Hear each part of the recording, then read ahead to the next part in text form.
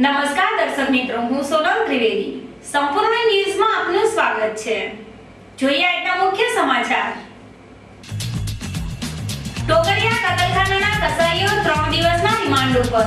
ગાયોની કતલ કરતા અન્ય 3 ખરાબ કસાઈઓને ઝડપી પાડવા પોલીસની કવાયત.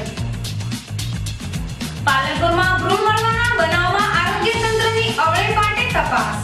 હોસ્પિટલોના બદલે સગર્ભાઓની તપાસથી લોકોમાં રોષ. પાલનપુર તાલુકા પંચાયતમાં નવા જૂની થવાના એંધાણ. પ્રમુખથી નારાજ સભ્યો ડીસા પાલિકાવાળી કરવાના મૂડમાં. જિલ્લાના 3000 વિદ્યાર્થીઓને વાહન લાયસન્સ આપવાનો લક્ષ્યાંક પૂર્ણ. શાળા કોલેજોમાં અભ્યાસ કરતા વિદ્યાર્થીઓ વાહન હંકારવાના બન્યા હકદાર. સંપૂર્ણ ન્યૂઝ આપણીના ટેરવે. ઇન્ટરનેટ ઉપર સંપૂર્ણ ન્યૂઝ જોવા લોગિન કરો www.youtube.com/સંપૂર્ણ. જોઈએ સમાચારો વિગતવાર.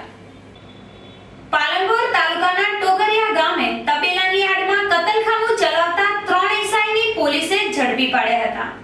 જો કે આજે આ 3 આરોપીને નામદાર કોર્ટમાં રજૂ કરવામાં આવ્યા હતા, જ્યાં પોલીસ દ્વારા આરોપીઓના 7 દિવસના રિમાન્ડ માંગવામાં આવ્યા હતા, જેમાં નામદાર ન્યાયાધીશે આરોપીના 3 દિવસના રિમાન્ડ મંજૂર કર્યા હતા, જેને લઈને પોલીસે આરોપીઓની પૂછતાછ હાથ ધરી છે. ગઢ અને ડીસા વિભાગીય પોલીસે બાતમીના આધારે શુક્રવારની રાત્રિએ ટોકરિયા ગામે ઇરફાન અબ્દુલ શેખસિયાના ખેતરમાં તબેલાની આડમાં ચાલતા કતલખાના ઉપર દરોડો પાડ્યો હતો, જ્યાં કતલ કરેલ 5 ગાયના મૃતદેહ મળી આવતા પોલીસે ઘટના સ્થળેથી 5 ગાયને બળદને બચાવી લીધા હતા. તેમજ ગાયોની કતલ કરતી તેના માંસનો વેપલો કરતા ટોકરિયાના ઇરફાન અબ્દુલ શેખસિયા, અમદાવાદ જોહાપુરાના મજબૂર કાળુ શેખ અને દરિયાપુર અમદાવાદના જાકીર શેખ મોહમ્મદ શેખની અટકાયત કરી તેમના વિરુદ્ધ ધોરણસરની તપાસ હાથ ધરી હતી, જેમાં આ કસાઈઓ કેટલાય સમયથી કતલખાનું ચલાવતા હતા અને અત્યાર સુધી કેટલા પશુઓના કતલ કરી તેના માંસનો વેપાર કર્યો હતો. તેની માહિતી મેળવવા પોલીસે આજે આ કેસના 3 આરોપીને નામદાર કોર્ટમાં રજૂ કરી તેમના રિમાન્ડ માંગ્યા હતા, જેમાં કોર્ટે આરોપીઓના 3 દિવસના રિમાન્ડ મંજૂર કરતા પોલીસે આરોપીઓની સઘન પૂછતાછ હાથ ધરી છે, તેમજ અન્ય ભાગી છૂટેલ આરોપીઓને ઝડપી પાડવાના ચક્રો પણ ગતિમાન કર્યા છે. પાલનપુરના મીઠીવા વિસ્તારમાં શનિવારે 2 કિશોરો રમતા ઝઘડી પડ્યા હતા, જેમાં એક જણાએ ચપ્પા વડે હુમલો કરી તેના મિત્રના કાનના ભાગે ઈજા પહોંચાડી હતી, જેને તાત્કાલિક પાલનપુર સિવિલ હોસ્પિટલમાં સારવાર અર્થે ખસેડવામાં આવ્યો હતો. જોકે જ્યાં બંનેના પરિવારજનોએ સમાધાનનો રાહ અપનાવ્યો હતો. શહેરના મીઠીવા વિસ્તારમાં નજીક રહેતા 2 11 વર્ષીય કિશોર શનિવારે રમતા હતા. તે દરમિયાન બંને વચ્ચે ઝઘડો થયો, જેમાં ઉશ્કેરાયેલા એક કિશોરે તેના મિત્ર ગૌરવ અશોકભાઈ રાઠોડ ઉંમર 11 વર્ષ ઉપર ચપ્પા વડે હુમલો કર્યો હતો અને કાન ઉપર ઈજા કરી હતી. ઘટનાની જાણ થતાં આજુબાજુના રહીશો ત્યાં દોડી આવ્યા હતા અને લોકોનું ટોળું એકત્ર થઈ ગયું હતું. દરમિયાન ગૌરવને લોહીલુહાણ હાલતમાં પાલનપુર સિવિલ હોસ્પિટલમાં સારવાર અર્થે ખસેડાયો હતો, જ્યાં બંને કિશોરોના પરિવારજનોએ સમાધાનનો રાહ અપનાવ્યો હતો.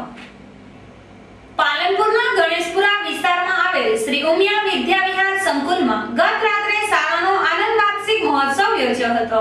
આ વાર્ષિકોત્સવમાં શાળાના ભૂલકાઓ વિવિધ વેશભૂષામાં સાંસ્કૃતિક કાર્યક્રમ રજૂ કરી ઉપસ્થિત સૌ કોઈને મંત્રમુગ્ધ કરી મૂક્યા હતા. શાળામાં અભ્યાસ કરતા બાળકોમાં રહેલી સુસુપ્ત શક્તિઓ ખીલી ઉઠે તે માટે ઉમિયા વિદ્યા વિહાર દ્વારા દર વર્ષે શાળાનો વાર્ષિક ઉત્સવ ઉજવવામાં આવે છે, જેમાં રાત્રે ઉજવાયેલા વાર્ષિકોત્સવમાં બાલ મંદિર, પ્રાથમિક અને માધ્યમિક વિભાગના બાળકોએ ઉત્સાહભેર ભાગ લીધો હતો, જેમાં 1 થી 3 નંબર મેળવનાર બાળ સ્પર્ધકોને શાળાના પ્રમુખ ગિરીશભાઈ જગાણિયા, ટ્રસ્ટીઓ અને ગુરુજીઓ દ્વારા ઇનામ આપીને પ્રોત્સાહિત કરવામાં આવ્યા હતા. પાલનપુરના સુખબાગ રોડ ઉપરથી માનવ ભ્રૂણ મળવાના બનાવમાં આરોગ્ય તંત્રે અવળા માર્ગે તપાસ હાથ ધરી છે, જેમાં આરોગ્ય તંત્રે ભ્રૂણ હત્યા કરનાર તબીબને નહીં પણ ભ્રૂણ ફેંકનારી મહિલાને શોધવા આ વિસ્તારની 46 સગર્ભા મહિલાઓની તપાસ કરી હતી, જેને લઈને આરોગ્ય તંત્રની આ અવળી તપાસ લોકોમાં ટીકાપાત્ર બની છે.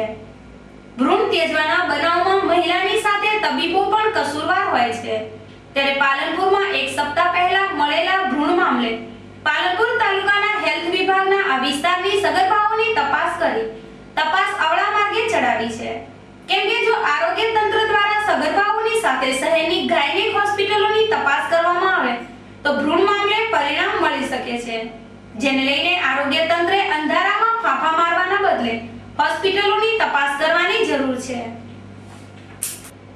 ભાજપ શાસિત પાલનપુર તાલુકા પંચાયતમાં નવા જૂની થવાના એંધાણ વર્તાઈ રહ્યા છે, જેમાં પ્રમુખ શાસક પક્ષ તેમજ વિપક્ષના સભ્યોને ગણકારતા ન હોય સભ્યોમાં પ્રમુખ પ્રત્યે માટે અસંતોષ ફેલાયો છે, જેને લઈને સભ્યોનો અસંતોષ તાલુકા પંચાયતમાં નવા જૂની કરાવે તેવા સંકેતો વર્તાય છે. પાલનપુર તાલુકા પંચાયતના પ્રમુખ ધનજીભાઈ સોલંકી સત્તાના નશામાં ચકચોર હોય તેમજ માત્ર જ મંજૂરી કેટલા સભ્યોએ હાથ ઉપર રાખી મનસ્વી વહીવટ ચલાવતા હોવાની બુમરાડ ઉઠી છે, તેમજ ભાજપના સભ્યોને વિશ્વાસમાં લીધા વિના જ પ્રમુખ વહીવટ કરતા હોય કેટલાક ભાજપી સભ્યોમાં પ્રમુખ પ્રત્યે નારાજગી ફેલાઈ છે. જોકે પાલનપુર તાલુકા પંચાયતના શાસક પક્ષના સભ્યોની નારાજગી અને વિપક્ષનો વિરોધ આગામી સમયમાં ડીસા પાલિકાવાળી કરાવી શકે છે, ત્યારે પ્રમુખના મનસ્વી વહીવટથી ભાજપને પાલનપુર તાલુકા પંચાયતથી હાથ ધોવા પડે તે પહેલા પ્રમુખને ફરજનું ભાન કરાવે તે જરૂરી છે. કાંકરેજ તાલુકાના સિહોરી અને થરા પોલીસે વિવિધ બનાવોમાં ઝડપી પાડેલ ₹82,28,00,000 ના વિદેશી દારૂ પર બુલડોઝર ફેરવી દેવાયું છે.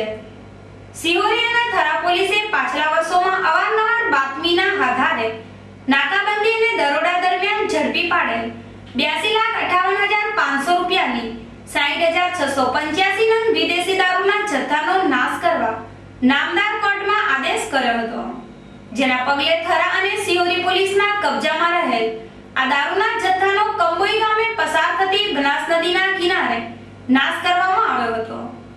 કાંકરેજ મામલતદાર ડોક્ટર દિગંત બ્રહ્મભટ્ટ, પોલીસ અધિકારીઓ વગેરેની ઉપસ્થિતિમાં વિદેશી દારૂ પર બુલડોઝર ફેરવી નાશ કરાયો હતો.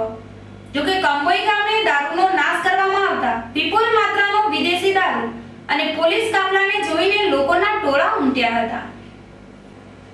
શિયાળાના પ્રારંભ સાથે જ પાલનપુરની બજારમાં આમળાનું આગમન થઈ ગયું છે. રંગે પોપટી અને સ્વાદમાં ખટાશ ધરાવતા આમળા શિયાળાનું અમૃત ગણાય છે.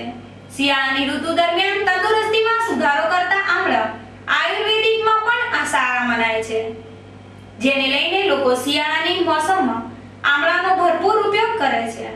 હાલ શિયાળાની મોસમ કપડ જમાવી રહી છે, ત્યારે બજારોમાં આમળાના વેચાણ પૂરજોશમાં ખીલી ઉઠ્યું છે, જ્યાં બહાર લારીઓમાં વેચાતા આમળાની લોકો ખરીદી કરતા જોવા મળે છે.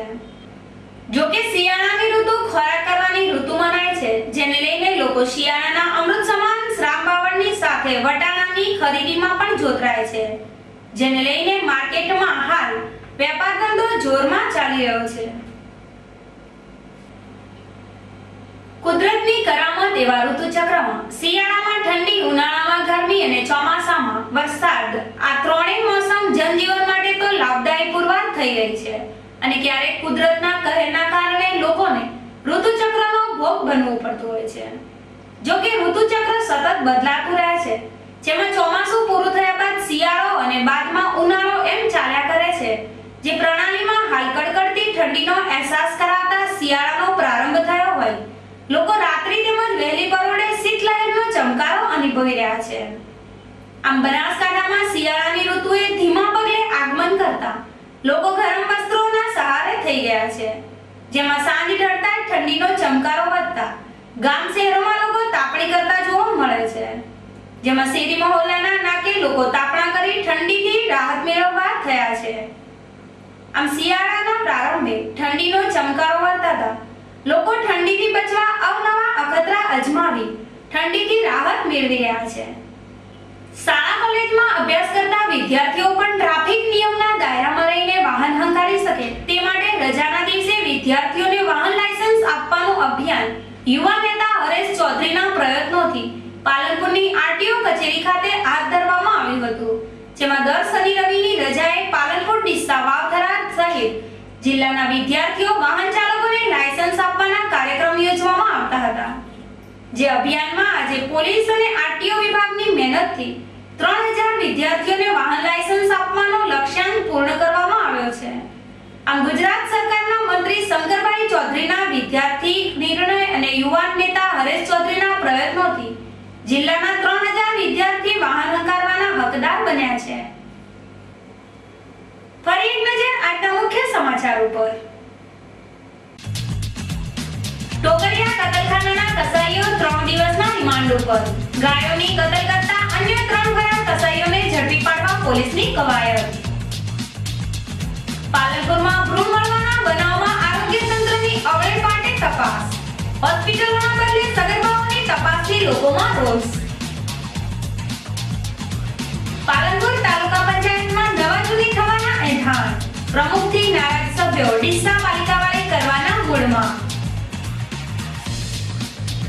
જિલ્લાના 3000 વિદ્યાર્થીઓને વાહન લાયસન્સ આપવાનો લક્ષ્યાંક પૂર્ણ.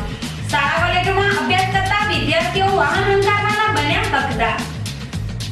આ હતા અત્યાર સુધીના સમાચાર. વધુ સમાચાર સાથે ફરી મળીશું. નમસ્કાર.